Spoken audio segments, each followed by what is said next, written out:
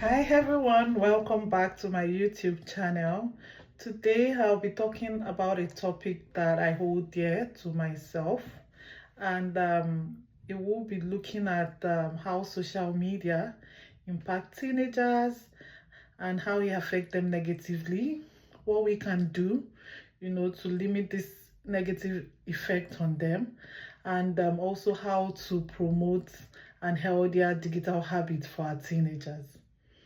Imagine a 15-year-old girl scroll through Instagram before bed and then she starts seeing flawless photos, filtered selfies, and start to think that people look and live a perfect life, even though that doesn't exist. They put their phone down and then start to think, why don't I look like these people? Why is my life not like theirs? Now imagine millions of teenagers doing this every single night. Social media is deeply woven into daily lives of teenagers.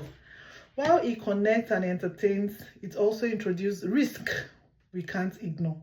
From rising anxiety to sleep loss and also identity struggles.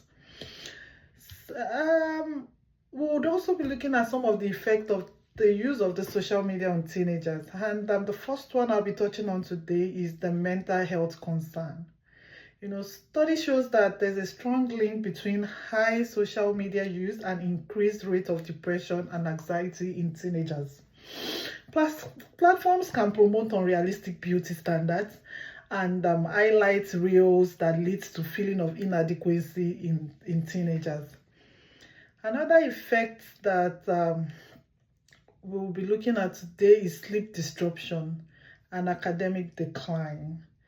Teenagers are now used to scrolling through their phones at night, and this deprives them, from having a proper sleep, especially sleeping timely and keeping a proper sleep hygiene.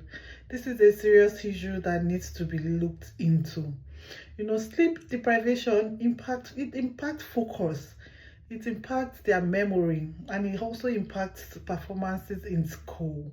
If they spend this time, reading their books or studying, it might help them become better in their academics.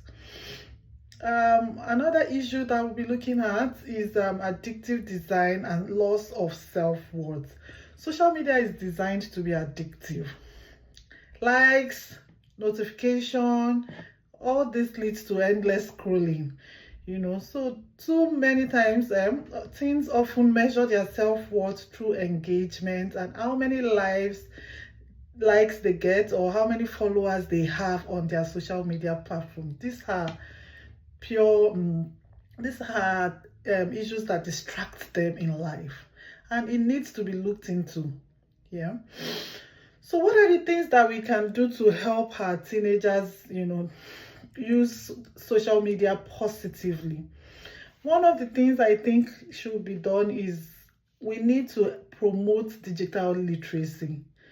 Promoting digital literacy can be done in schools, it can be integrated into lessons about, subjects like or topics like social media use, the effect on mental health, and also digital boundaries are conversations that we need to start having in schools to help our teenagers improve greatly. Students should learn to recognize manipulated content and also set personal limits. How can we do this? It's by, having these conversations and letting them know the risk that, being addicted to social media can pose on their mental health state. Another thing that we can do to help promote an healthy digital literacy is involving parents and educators. We can't leave all these lessons to schools alone. We parents, guardians need also to take responsibility and to start to set age-appropriate screen time rules and also regular check-ins with these things without judging them.